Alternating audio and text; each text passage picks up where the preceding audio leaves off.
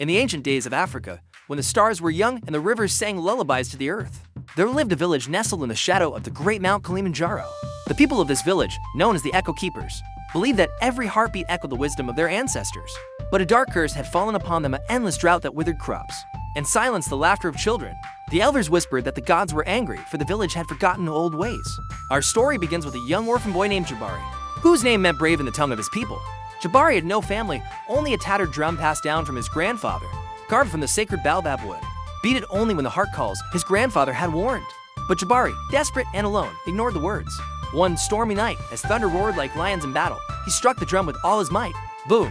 The sound echoed across the savannah, awakening something ancient. At first, the villagers rejoiced the rains came, flooding the parched earth with life. Crops sprouted like green flames, and the river swelled with fish. But joy turned to terror.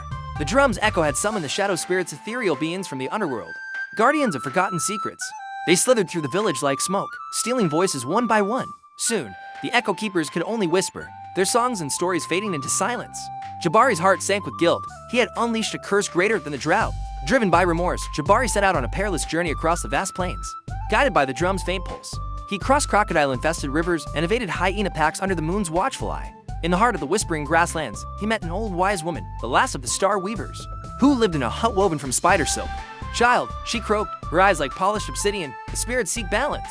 You must offer not just sound, but soul. With her guidance, Jabari learned the twist of fate. The shadow spirits were not evil, but lonely echoes of ancestors who had been ignored. They craved remembrance, returning to the village. Jabari gathered the silent people around a bonfire. He beat the drum softly this time, not in desperation, but in rhythm with stories of old tales of heroic hunters, loving mothers, and clever tricksters like Anansi the Spider. As voices returned one by one, the spirits danced in the flames, transforming into stars that lit the sky. The village flourished anew, renaming itself the Drumheart Clan.